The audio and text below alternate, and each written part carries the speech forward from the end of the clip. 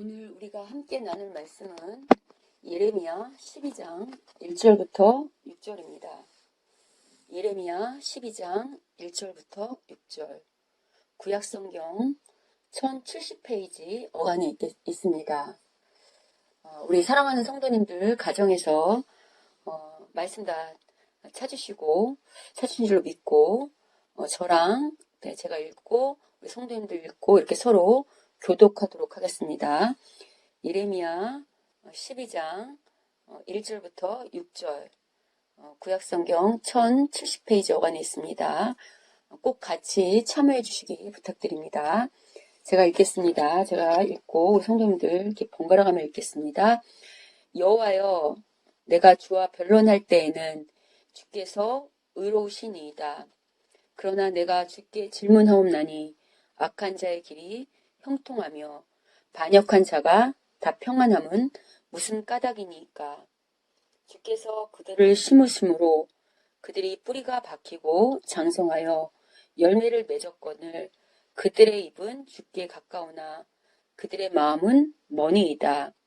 여호와여, 주께서 나를 아시고 나를 보시며 내 마음이 주를 향하여 어떠함을 감찰하시오니 양을 잡으려고 끌어냄과 같이 그들을 끌어내시되 죽일 날을 위하여 그들을 구별하옵소서. 읽으십시오. 언제까지 이 땅이 슬퍼하며 온 지방의 채소가 마르리이까. 짐승과 새들도 멸절하게 되었사오니 이는 이 땅 주민이 악하여 스스로 말하기를 그가 우리의 나중일을 보지 못하리라 함이니라. 만일 네가 보행자와 함께 달려도 피곤하면 어찌 능히 말과 경주하겠느냐. 네가 평안한 땅에서는 무사하려니와 요단강 물이 넘칠 때에는 어찌하겠느냐. 내 형제와 아버지의 집이라도 너를 속이며 내 뒤에서 크게 외치나니 그들이 내게 좋은 말을 할지라도 너는 믿지 말지니라. 아멘. 함께 읽으셨죠? 예. 오늘 우리가 예레미야 12장 1절부터 6절까지 나눌 이 말씀의 제목은 어떤 제목으로 나누려 하냐면 내가 지금 할 수 있는 일이 무엇이냐라는 제목으로 함께 나눠보도록 하겠습니다. 먼저 오늘 이 본문을 좀 배경을 설명하면 오늘 본문에 등장하는 주인공인 예레미야는 그 선지자입니다. 특별히 언제 어느 시기의 선지자이냐면 그 혼란과 절망의 남유다 멸망 시대에 활동했던 선지자입니다. 당시 예레미야 당시 그 이스라엘은 끊임없는 하나님의 사랑과 권면에도 불구하고 불순종과 악한 길로 치닫고 있었습니다. 그래서 하나님은 그러한 이스라엘 향해 드디어 바벨론이라는 그 당시 힘있는 나라를 통해 심판의 매를 드십니다. 하나님께서는 예레미야를 통해서 이스라엘은 70년 동안 바벨론의 포로가 될 것을 말씀하십니다. 그러나 그럼에도 불구하고 당신의 백성을 버릴 수 없는 하나님께서는 이 70년의 시간이 지나면 이스라엘을 다시 회복하실 것을 말씀하십니다. 그리고 이러한 하나님의 메시지를 전하도록 부름받은 사람이 바로 오늘 본문에 등장하는 예레미야입니다. 그런데 당시 예레미야 당시 남유다에는요 선지자가 예레미야만 있었던 것이 아니고 거짓 선지자들이 판을 치고 있었습니다. 또한 하나님을 대신하여 이스라엘을 잘 통치하는 그 왕들 역시 하나님보다는 당시 강대국이었던 이집트 혹은 바벨론 사이에서 어디에 줄을 서야 잘 살 수 있는지에만 몰두해 있었습니다. 백성들의 상태도 예배는 드리고 있었지만 믿는 자다운 순종의 삶은 전혀 살지 못했습니다. 이처럼 영적으로 타락한 이스라엘에게 하나님의 심판의 메시지는 당연한 수순이었습니다. 그러나 그러한 불신앙과 불순종으로 이스라엘이 멸망할 뿐만 아니라 바벨론이라는 타국의 포로가 된다는 그 예레미야의 그 메시지를 이스라엘은 거절합니다. 지금 예레미야가 전하는 그 메시지를 거절한다는 것은 오히려 하나님을 거절하는 것하고 동일하게 볼 수 있죠. 그런데 그 당시 이스라엘 사람들은 예레미야의 메시지를 거절하는 정도가 아니라 오히려 예레미야를 모함하고 음해하며 죽이려 합니다. 뿐만 아니라 거짓 선지자들은 우리가 믿는 하나님이 우리를 절대 버릴 리가 없다. 우리가 믿는 하나님이 절대 우리를 전쟁에서 지게 할 리가 없다. 우리가 믿는 하나님이 우리를 다른 나라의 포로가 되게 할 일이 없다고 하면서 포로가 웬 말이냐고 비웃으며 오히려 예레미야를 거짓 선지자로 몰아갑니다. 생각해 보십시오. 혼자 이렇게 하나님의 말씀을 들고 싸우는 예레미야 참으로 외롭겠죠. 그런데 그 정도가 아니고 이렇게 홀로 하나님의 말씀으로 이스라엘과 싸우는 예레미야를 당시 그 왕들과 거짓 선지자들은 음해하고 모함하여서 예레미야는 옥살이는 물론이고 죽음의 고비를 여러 번 넘깁니다. 오늘 우리가 읽진 않았지만 오늘 본문의 바로 앞단락인 예레미야 그 11장 18절부터 23절에는 어떤 이야기가 등장하냐면 앞서서 왕들과 거짓 선지자들이 그러니까 지도자들과 그 다음에 거짓 선지자들이 예레미야를 죽이려고 여러 음해를 했다고 했잖아요. 근데 예레미야를 죽이려고 음해하는 사람들이 그 사람들뿐만 아니라 그 예레미야 11장 18절부터 23절을 보면 누가 예레미야를 또 죽이려고 하냐면 바로 예레미야의 친족이며 고향 사람들인 아나돗 사람들까지 예레미야를 죽이려 합니다. 그런데 하나님께서 미리 이 예레미야의 고향 사람들의 음모에 대해서 알려주시고 그리고 그들을 어떻게 심판하실지에 대해서 미리 말씀해 주시는 그 내용이 바로 오늘 본문의 앞단락의 내용입니다. 여러분 생각해 보십시오. 지금 예레미야에게는 아무 잘못이 없습니다. 오직 신실하게 하나님의 부름에 따라 하나님의 말씀에 따라 사명을 감당할 뿐입니다. 그런데도 불구하고 오히려 그러한 메시지를 들고선 그런 사명을 감당하는 예레미야에게 힘을 실어주기는커녕 그를 죽이려 하고 하는 그런 이스라엘 가운데 서 있는 예레미야 얼마나 고통스럽겠습니까? 더군다나 자기를 죽이려고 하는 사람들이 그냥 일반 이스라엘 백성들뿐만 아니라 일반 그 고위층의 어떤 왕들과 거짓 선지자들뿐만 아니라 자신의 가족, 그러니까 자신의 친족과 고향 사람들까지도 자신을 죽이려고 한다고 할 때 이런 현실 속에 있는 예레미야, 여러분이 예레미야라고 생각해 보십시오. 얼마나 외롭고 절망스럽겠습니까? 그럴 때 여러분은 어떻게 하시겠습니까? 우리라면 이런 외로움과 절망감 속에 어디로 달려가겠습니까? 예, 당연히 하나님께 달려가겠죠. 그래서 오늘 본문의 예레미야 역시 하나님께 달려가서 탄식합니다. 그래서 오늘 본문은 12장 1절부터 보시면 여호와여 하고 부르짖으면서 예레미야가 하나님을 향해 하는 탄식과 하소연으로 시작됩니다.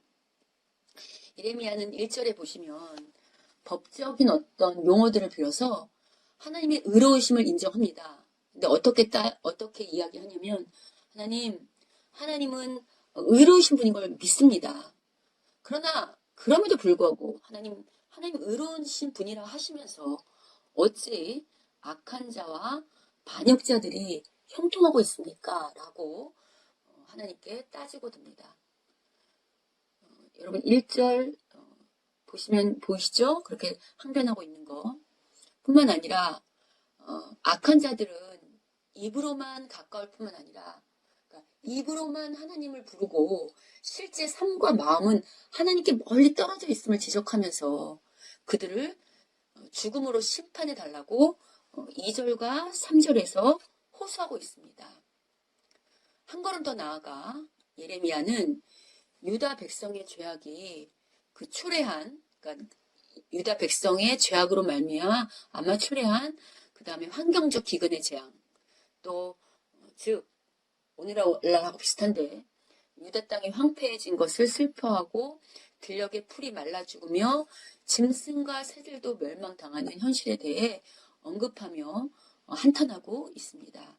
그러한 언급이 4절에 나옵니다. 이러한 예레미야의 항변에 대하여 하나님이 답하시는 게 바로 5절, 6절입니다. 그런데 보통 우리가 이렇게 항변하거나 한탄하면 하나님은 보통은 우리를 위로하시거나 격려하시는데 오늘 본문 5절, 6절을 보시면 하나님은 평소와 달리 예레미야를 위로하거나 격려하시는 것이 아니라 어찌 보면 냉정하게 들리는 말씀을 하십니다. 뭐라고 말씀하시는가? 여러분 5절, 6절을 눈으로 보시면 하나님께서는 보행자와 함께 달려도 피곤한데 말과 달리기를 한다면 어떻게 되겠냐고 오히려 질문을 하십니다. 또한 평안한 땅에서는 안전하게 지낼 수 있지만 요단강에 물이 넘칠 때는 어떻게 되겠느냐고 또 질문하십니다. 그러면서 6절에 뭐라고 당부하시냐면 예레미야의 형제와 아버지의 집조차 예레미야를 속이고 그를 배신할 수 있으니 그들을 믿지 말라고 하십니다.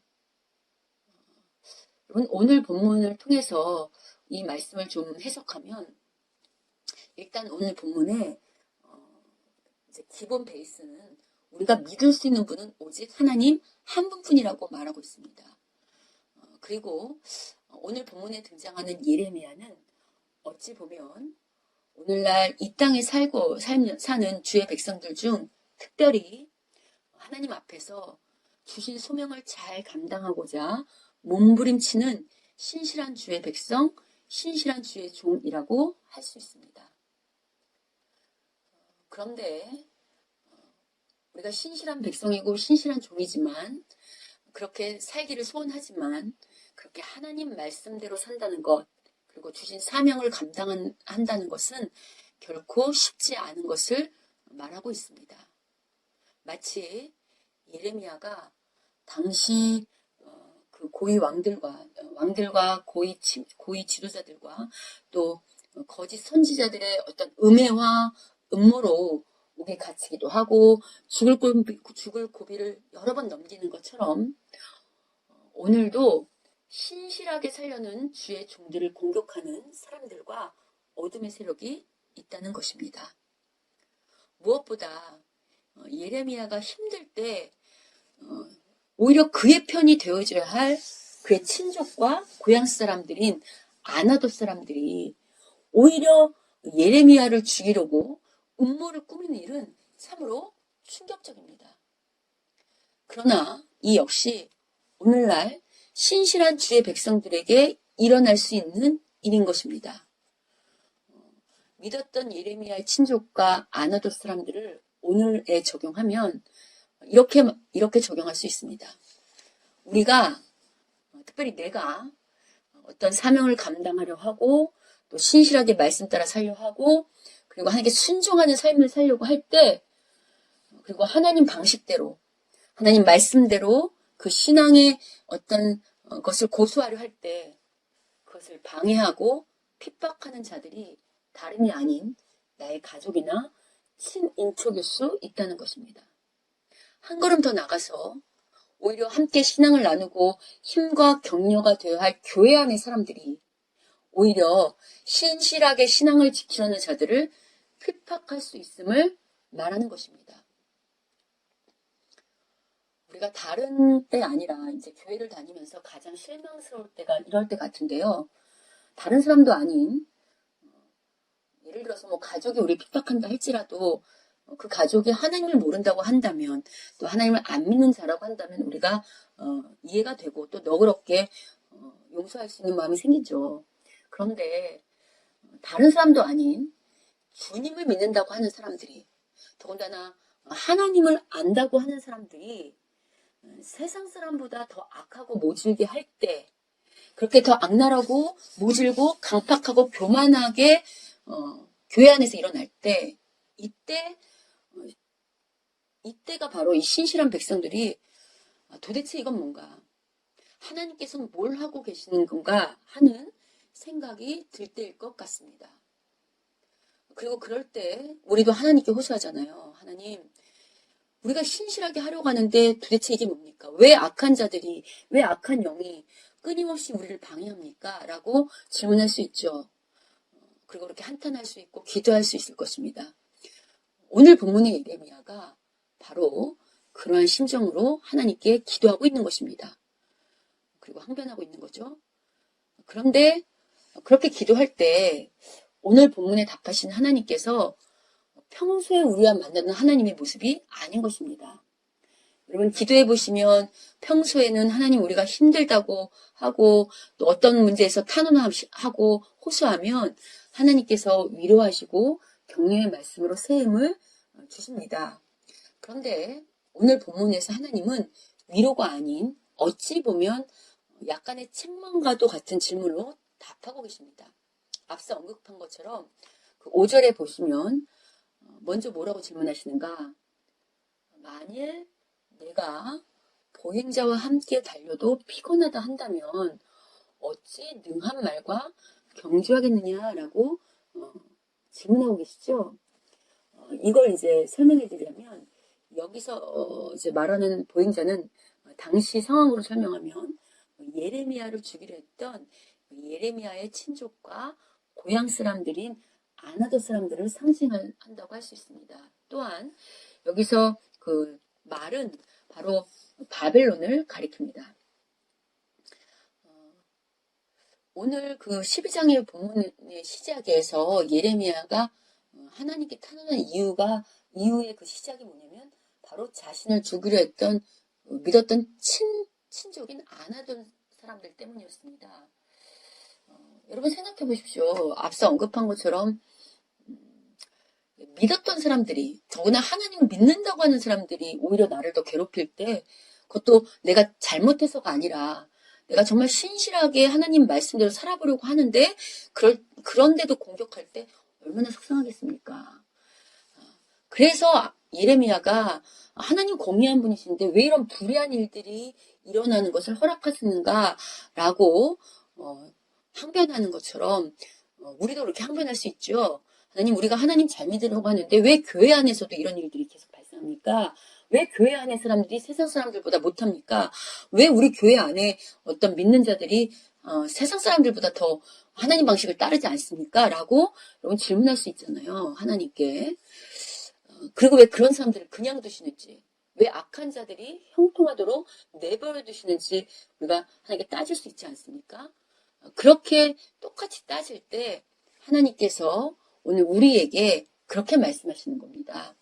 예레미야에게 말씀하시는 것처럼 아나도 사람들 정도도 못 이기면 어떻게 바벨론 사람들을 이길 수 있느냐라고 지금 예레미야에게 말씀하고 계시죠.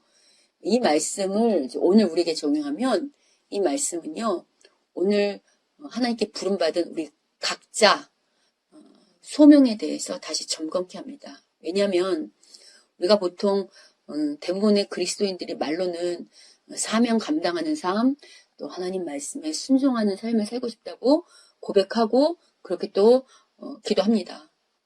그런데 이 사명을 감당하는 일이 쉽지 않다고 앞서 말씀드렸죠. 왜냐하면요, 우리가 이제 말씀대로 살려면요, 먼저 가족이나 교회 안에서 핍박이 있을 수 있다는 것입니다.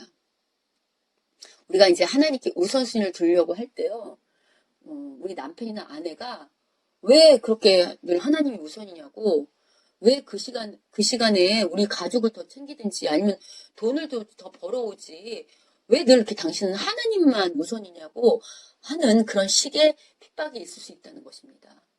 또한 가정이나 교회 안에서 하나님 말씀대로 그 어떤 방식대로 살려고 할 때요, 가족들이나 교회 안의 사람들이 그걸 방해하고 거부할 수 있다는 것입니다. 아니, 방해하고 거부하는 정도가 아니라 오히려 그렇게 살려고 하는 우리를 죽일 듯이 음모를 꾸미고 음해하고 덤벼들 수 있다는 것입니다. 그렇게 할 때 그들이 그렇게 우리가 믿음으로 살려고 하는데도 불구하고 가족이나 혹은 오히려 하나님을 믿는다고 한 사람들이 이렇게 그걸 방해하고 거부하고 핍박할 때 그렇게 말씀대로 살려고 하는 사람들이 얼마나 힘이 빠지겠습니까? 그럴 때 이제 우리가 보통 어떻게 하냐면, 하나님께 이렇게 항변하기도 하지만, 또 때로는 너무 가족들하고 혹은 교회 사람들 부딪히는 게 싫어서, 그냥 하나님 말씀대로, 그 고집하는 그 자리에 서 있기보다는, 그냥 사람들이 하지는 대로 끌려오거나 타협할 때가 있죠. 또 도망가고 싶을 때도 있을 것입니다. 그러면서도 계속 우리 속으로 기도하잖아요. 한편으로는 도대체 하나님 뭐라고 계시나? 왜 이 상황을 바라만 보고 계시나? 왜 저 악한 영들을 그냥 두고 계시는가라고 한탄하죠. 이게 지금 오늘 예레미야와 우리가 똑같은 상황이죠. 그럴 때 하나님께서 우리에게 단호하게 말씀하시는 것입니다.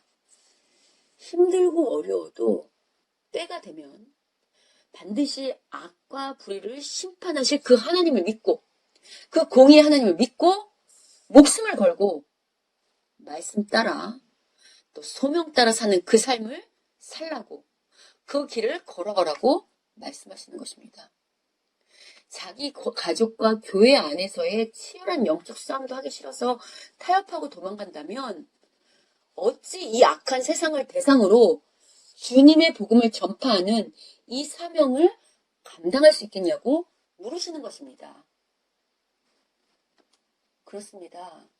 여러분, 우리의 궁극적인 사명은 이 땅의 빛과 소금이 되는 것입니다. 우리 인생의 목적은, 우리 삶의 목적은 하나님 나라를 증거하며 주의 복음을 전하는 데 있습니다. 우리 삶의 궁극적인 목적은 오직 하나님의 영광을 드러내는 데 있습니다. 그래서 사랑하는 성도 여러분, 주님께서 우리에게 주신 소명의 스케일은 결코 작지 않습니다.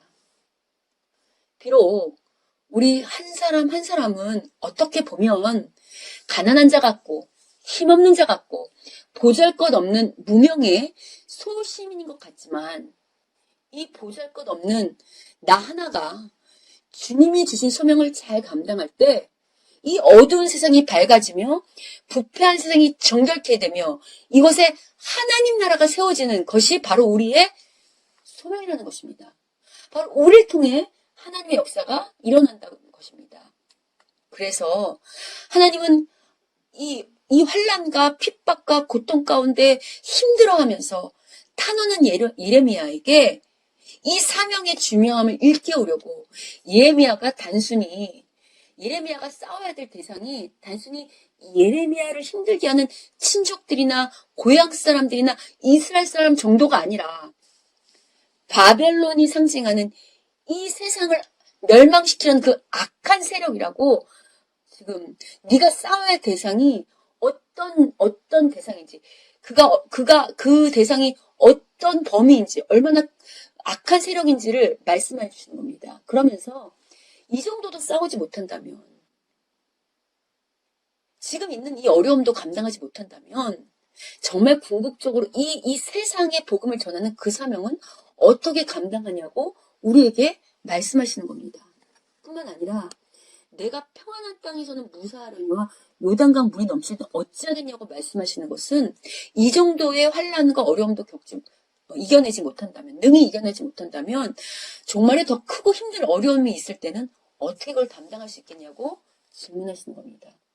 그리고 한편으로 우리가 오늘 본문에서는 읽지 않았지만 여러분 12장 후편을, 그 6절 이후를 읽어보시면, 특별히 12장 14절부터 17절에서는 하나님 뭘 약속하시냐면, 하나님의 때가 되면, 하나님이 생각하시는 그 때가 되면 공의하신 하나님께서 반드시 이 악한 세력들을 다 멸절시키시고 이 악한 자들을, 이 불의한 자들을 다 심판하시고 오직 신실한 주의 백성이 감사와 기쁨으로 살 수 있는 그 세상이 속히 올 것을, 그런 날이 올 것을 약속하십니다.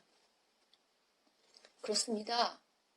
어쩌면 오늘 이 말씀을 듣는 우리 성도님들 중에는, 우리 성도님들의 가정 가운데는 오늘 본문에 등장하는 예레미야처럼 내가 하나님 잘 믿고 살렸는데, 내가 하나님 말씀대로 순종하고 살렸는데 왜 자꾸 시련이 생기는가, 왜 자꾸 죽어라 하는 일만 생기는가 하며 탄식하는 분들이 있을 수 있습니다. 여러분, 그럴 때 오늘 이 말씀을 기억하십시오. 하나님께서 이제 나를 아기처럼 다루시지 않는구나. 이제 나를 믿음의 초보처럼 오냐 괜찮다로 다루시는 것이 아니라 정말 하나님의 능력으로 이 악한 죄와 싸우는, 이 악한 세상과 싸우는 참된 하나님의 용사와 하나님의 참된 군인, 하나님의 참된 사명자로 우리를 키우고 훈련하려고 하시는구나 라고 생각하시기 바랍니다. 나를 강하게 훈련시켜서 내 가족이나 내 교회 안에 있는 죄들 정도와 싸우는 그런 수준이 아니라 이 세상의 악과 싸우는, 이 세상의 악과 맞서 싸워 이 땅에 하나님 나라를 임하게 하는 그런 참된 군사요, 참된 용사요, 참된 사명자로 나를 부르고 계시는구나 라고 기억하시면 참 좋겠습니다. 그리고 무엇보다 그렇게 말씀하시는 근거가, 그렇게 하나님께서 우리에게 당당하게 질문하실 수 있는 이유가 뒤에서, 우리의 배후에서 나를 보호하고 있으니, 하나님께서 나를 든든히 보호하고 있으니 세상 두려워하지 말고, 사람 두려워하지 말고, 물질 두려워하지 말고, 그 어떠한 환난이나 핍박 두려워하지 말고, 오직 주님 말씀 따라갈 때, 사명 따라 살아갈 때 하나님께서 당신의 공의의 방법대로 우리를 책임지시겠다는 그 약속의 말씀인 것을, 그런 책임지시겠다는 그런 약속이 뒤에 있다는 것을 꼭 기억하십시오. 하나님께서 우리가 사명 따라 감당할 때, 우리가 주님이 주신 일을 감당할 때 우리의 문제는, 우리의 어려운 문제나 우리를 힘들게 하는 원수는 하나님께서 친히 다 물리쳐 주실 것이라는 약속이 함께 포함되어 있다는 것을 꼭 기억하시기 바랍니다. 우리 성도님들 가운데도 지금 코로나 이 바이러스 사태 때문에 많이 힘들고 어려움을 당하시는 분들 있을 수 있습니다. 경제적으로 또 그 밖에 영적으로 힘들 수 있습니다. 그런데 사랑하는 성도 여러분, 이깟 코로나 바이러스에 지지 맙시다. 이러한 사태에 지지 맙시다. 이 정도 이러한 작은 바이러스 혹은 이 정도 사태에 우리의 신앙이 흔들린다면, 우리 요한계시록에 보셨죠? 말세가 점점 다가오는 거, 말세는 더 큰 환난과 더 큰 재앙이 닥치는 거 우리 다 보셨죠? 여러분, 이 정도에도 우리가 흔들린다면 정말 더 큰 환난과 더 큰 재앙이 앞으로 계속 끊임없이 일어날 텐데, 그럴 때 우리의 신앙을 어떻게 지켜낼 수 있겠습니까? 이 정도 바이러스 때문에 우리가 마땅히 감당해야 할 사명과 우리가 마땅히 감당해야 될 소명들을 감당해내지 못한다면 앞으로 더 큰 환난과 재앙이 있을 때 이 세상 속에서, 이 환난과 재앙 가운데 이 세상 속에서 도대체 누가 빛이 되며 누가 세상의 희망이 되겠습니까? 그럼 이러한 사태 가운데, 이런 환난과 어려움 가운데, 특별히 지금과 같은 코로나 바이러스가 이로 말미암아 많은 자들이 신음하고 고통 가운데 있는 이 시대에 믿는 우리는, 더구나 하나님 앞에 신실하고자 소원하는, 사명을 감당하고자 하는 우리들은 어떻게 해야 할까요? 일단은 평소처럼 똑같이 주님이 하라고 하시는 일들을 하십시오. 평소처럼 똑같이 날마다 말씀과 기도로 하나님과 교제하시고, 아니 평소보다 더 열심히 직장이나 가정에서 내게 주어진 일들을 감당하십시오. 아니 그냥 감당하는 정도가 아니라 오히려 코로나 바이러스나 그 밖에 그로 인해 일어나는 일들로 우울해하고 힘들어하는 가족이나 혹은 교회 식구들이나 혹은 직장 혹은 이웃이 있다면 오히려 그들을 위해 기도하며 격려하는 사람이 되십시오. 또한 우리는 세상에 속한 자가 아니라 주님께 속한 자죠. 비록 세상에 살고 있지만 하나님 나라 백성이죠. 그리고 하나님 나라를 증시해내는 이 땅의 모델이 바로 교회이죠. 따라서 여러분, 비록 몸은 교회에 올 수 없지만 마땅히 이 교회에 부름받은 성도로서 감당해야 될 일들을 감당해야 하십시오. 혹 교회 목사, 장로와 같이 부름받은 직분자들이십니까? 그렇다면 지금 코로나 사태 때문에 어려움을 당하는 성도는 없는지, 영적으로 육적으로 우리가 도울 일은 무엇인지 돌아보시고 주께서 하라고 하시는 일들을 하십시오. 교회가 걱정이 되시거든 조용히 각자 혼자 교회에 와서 기도하셔도 좋고요. 또 교회가 걱정이 되시거든 교회에 와서 청소를 할 수도 있을 것입니다. 또 무엇보다 매주 드려야 하는 헌금도 평소와 똑같이 하십시오. 왜냐하면 우리가 드리는 이 예물은 물질이 아니라 하나님 예배 가운데 있는 한 요소입니다. 그러니까 평소와 똑같이 예배를 드리십시오. 무엇보다 지금은 우리가 우리 가정이나 교회만을 걱정할 때가 아닙니다. 하나님께서 아까 예레미야에게 네가 겨우 보행자와 함께 달리는 것도 힘들어 한다면 어떻게 말과 경주할 수 있겠냐라고 책망하셨던 것처럼 우리는 단순히 우리 가정이나 교회만 세우도록 부름받은 사람들이 아닙니다. 하나님께서 우리 가정과 교회를 통해 우리를 부르신 것은 우리의 가정과 교회를 통해 하나님의 나라를 이 땅에 세우라고 우리를 부르신 것입니다. 따라서 우리는 우리의 가정이나 교회만을 걱정해야 될 때가 아니고요. 지금은 온 세상을 위해 기도할 때입니다. 마치 이스라엘이 70년이라는 바벨론 포로를 겪은 후에 그런 포로의 시간을 통해서 그런 어려움을 통해서 자신들의 잘못을 회개하며 하나님께 돌아온 것처럼요. 먼저 이 코로나 사태를 통해서요. 우리들이 먼저 주님을 알고 믿었던 우리들이 회개해야 할 것입니다. 그런데 여러분 이 회개 역시 막연하게 그냥 우리가 평소에 하는 것처럼 내가 죽일 놈이다. 내가 죄인이다. 내가 잘못했다. 라는 그런 입술로만의 고백이 아니고요. 이제는 우리의 생각과 태도가 바뀌어야 합니다. 아직도 먼저 내 안에 아직도 고집피고 있는 그 어떤 악함, 강박함 무엇인지 돌아보십시오. 사람들 앞에 또 하나님 앞에 하나님이 무엇보다 하나님이 싫어하시는 악한 성품과 기질이 무엇인지 돌아보시고요.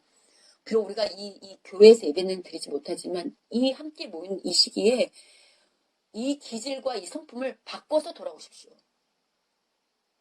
그래서 우리가 다시 만날 때는 저 사람이 전에는 저렇지 않았는데 저 사람의 성품과 기질이 정말 주님을 닮은 모습으로 많이 바뀌었네 라고 인정할 만큼 이 시기를 나를 쳐서 나를 복종해서 내 악한 고집과 성품과 기질과 강박함을 그리고 나쁘고 게으른 습관, 악한 습관을 바꾸는 그런 시간으로 삼으십시오. 여러분 회개는 잘못했다고 입으로만 이야기하거나 기도하는 게 회개가 아닙니다. 진정한 회개는 실제 모습이 바뀌어지는 것입니다. 언어가 바뀌고 성품이 바뀌고 태도가 바뀌고 삶의 방식이 실제로 바뀌는 것이 삶의 습관이 실제로 바뀌는 것이 진정한 회개입니다. 뿐만 아니라 이 사태를 통해서요. 그동안 혹시 나 때문에 내가 사랑하는 내 가족과 주님을 섬겨야 할 교회 식구들을 아프게 한 적은 없는지 마치 오늘 본문의 예레미야의 친척인 아나도 사람들이 예레미야를 죽이려 했던 것처럼 내 이 잘못된 신앙과 이 습관과 고집 때문에 다른 사람들을 죽을 만큼 힘들게 하고 상하게 하고 교회를 무너지게 하고 있었던 것은 없었는지 돌아봐야 합니다. 무엇보다 우리가 교회 안에서 정말 하나님께 부름받은 그 직분에 따라서 또 교회뿐만 아니라 세상 속에서 그 사명을 잘 감당하고 있었는지를 돌아보며 회개해야 합니다. 아울러 우리가 동시에 기도해야 할 것이 있습니다. 우리가 이 코로나 사태를 통해서 이제껏 하나님을 몰랐던 사람들이 하나님께 돌아오게 해달라고 여호와께 돌아오는 시간이 되게 해달라고 하나님께 부르짖으며 하나님만을 갈망하는 시간이 되게 해달라고 기도해야 합니다.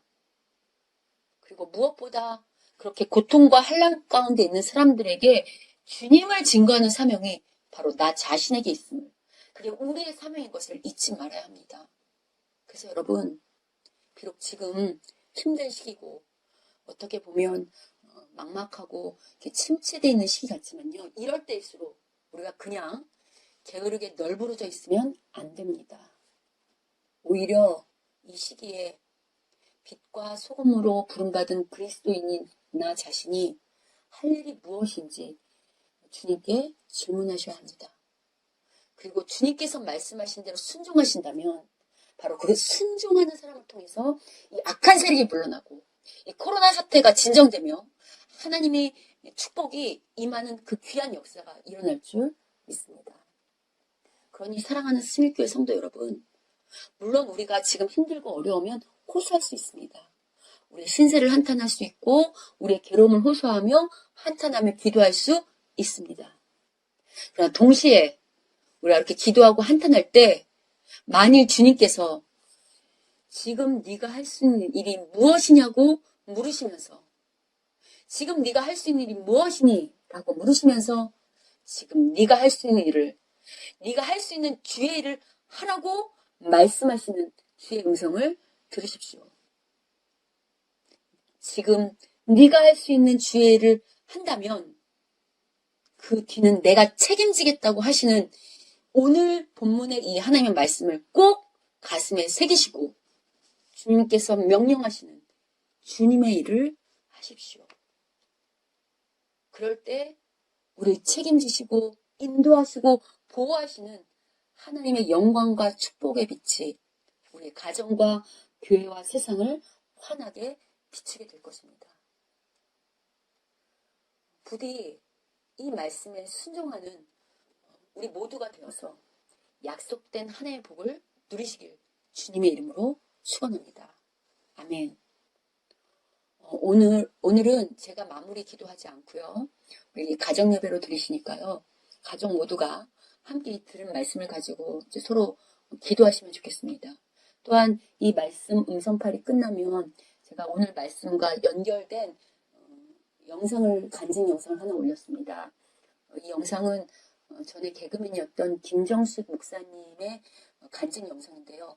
그것도 함께 들으시고 그러한 영상을 가지고 우리를 점검하고 오늘 말씀을 통해 정말 하나님께서 우리 자신에게 하시는 말씀은 무엇인지, 우리에게 무엇을 명령하시고 우리에게 무엇을 약속하시며 어떻게 축복의 약속들을 하시는지를 우리 가족들 함께 들으셨으면 좋겠습니다.